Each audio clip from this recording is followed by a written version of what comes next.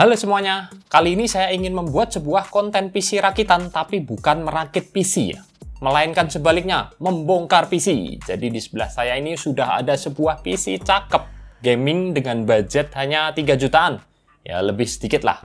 Dan mungkin beberapa dari kalian pasti sudah bisa menebak ya, prosesor apa yang saya gunakan di PC yang satu ini.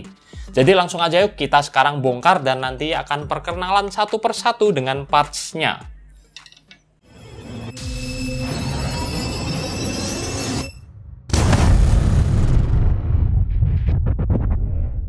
Pertama-tama kita lepas semua kabel-kabel yang berhubungan dengan motherboard.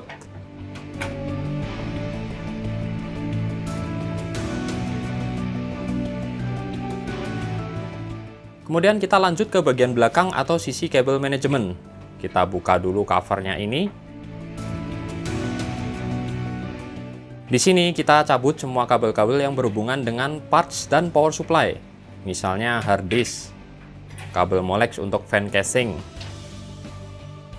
Dan ini juga ada kabel controller ARGB untuk CPU cooler ya. Lanjut kita copot harddisknya dulu.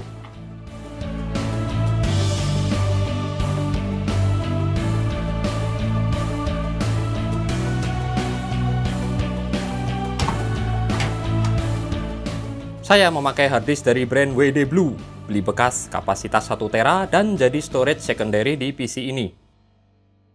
Selanjutnya kita copot power supply-nya guys. Tapi sebelum itu tentu saja kita harus pastikan kabel-kabel PSU ini udah lepas semua dari parts atau komponen lainnya.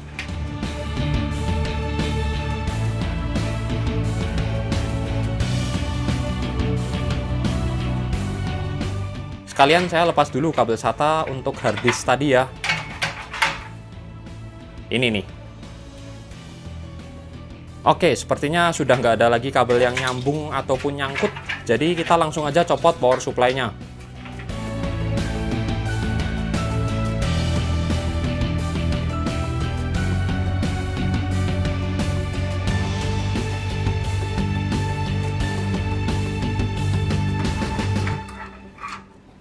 Saya memakai power supply dari brand Deepcool seri PF450 dengan rating 12 volt di 420 watt.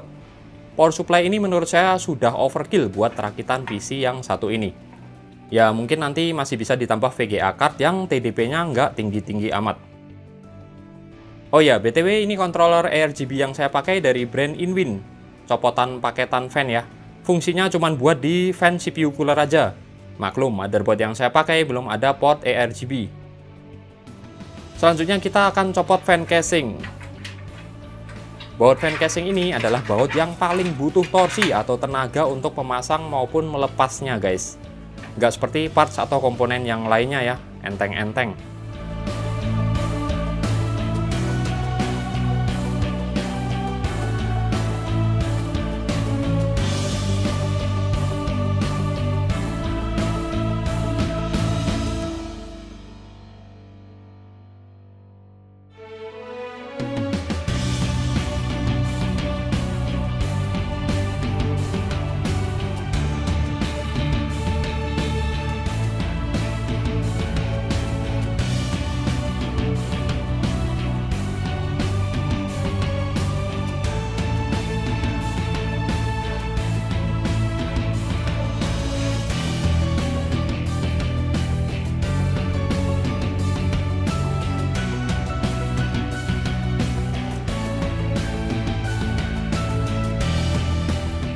Fan casing yang saya pakai ini adalah fan dari brand yang nggak jelas, pokoknya merek Cina lah.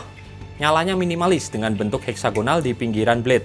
Dan ini dia pakai kabel dengan colokan 2 jenis ya, bisa Molex, bisa 3 pin. Nah sekarang kita tinggal copot motherboard, satu-satunya parts yang masih nempel di casing.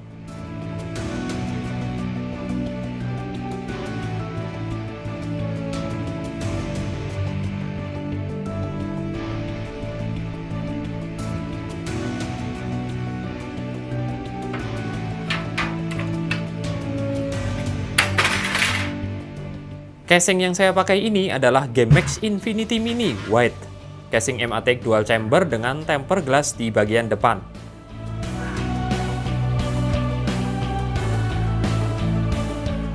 Dan selanjutnya tentu saja kita harus melepas parts yang nempel atau nyolok di motherboard ini. Mulai dari SSD M.2 NVMe. Untuk SSD NVMe-nya saya pakai dari brand DA alias Digital Alliance Drive Pro 256GB isi Windows dan aplikasi-aplikasi. SSD ini udah include heatsink tipis yang lumayan lah daripada nggak ada. Lanjut kita copot RAM-nya guys. Ini paling gampang, toolless. Tinggal buka kuncian di Mobo dan kita langsung dapetin 2 keping RAM Apacer Knox White 16GB kit 3200 MHz. Selanjutnya kita copot CPU cooler tower putih yang satu ini. Langsung lepas kunciannya dan ini agak lengket ya. Harus diputar-putar dikit. Kalau nggak nanti bisa ikut kecabut nih prosinya.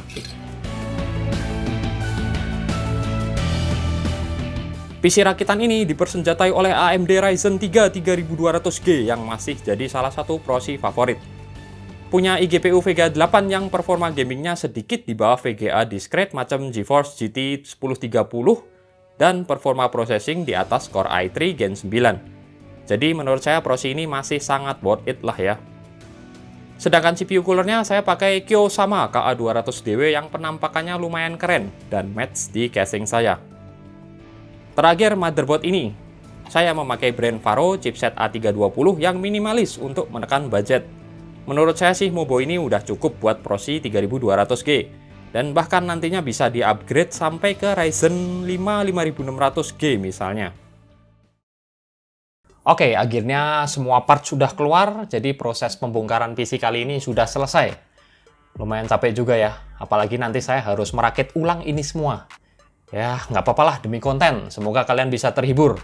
Dan untuk gaming test, seperti biasa, nanti akan saya tampilkan di akhir video beberapa tes gaming dengan 2 setting grafis yang berbeda ya. Yang sebelah kiri low, yang sebelah kanan high. Yuk, cus! Tes game pertama, Valorant. Valorant ini sebenarnya game yang enteng ya. Setara CSGO lah. Lebih butuh koneksi stabil daripada GPU atau VGA yang powerful. Jadi bisa kalian lihat, FPS yang didapat di setting low bisa sampai 3 digit, di atas 100 FPS, jelas. Sedangkan di setting high pun bisa mepet-mepet 100 FPS juga. Dan walaupun ini saya tes di map yang kosong dan sepi, seandainya ramai pun saya rasa bakalan tetap lancar jaya guys. Tes game kedua, Genshin Impact. Di game ini, perbedaan FPS saat memakai setting grafis lowest dengan high terlihat 2 kali lipat guys. Tapi ini pun yang low kena FPS cap di 60. Mungkin bisa lebih sih, karena angka 60-nya cenderung stabil. Sangat jarang turun dari 60. Anyway, game ini jelas playable di Ryzen 3 3200G.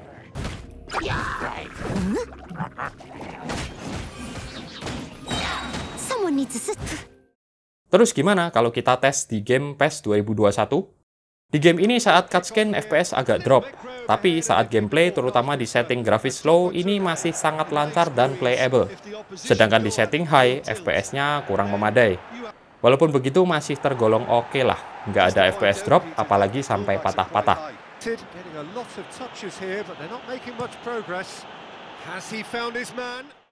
Kita lanjut tes di PUBG. Beda dengan Valorant, PUBG ini masuk kategori game yang butuh GPU yang lumayan supaya bisa playable. Tapi walaupun begitu, Vega 8 dari Ryzen 3200G ini masih bisa menjalankan game yang satu ini, walaupun agak pas-pasan sekalipun di setting very low. Sering stuttering dan ada FPS drop di beberapa scene.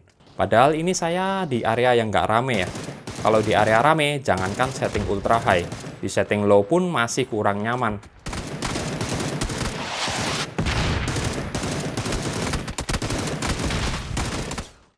Tes game keempat, Samurai Warrior 5.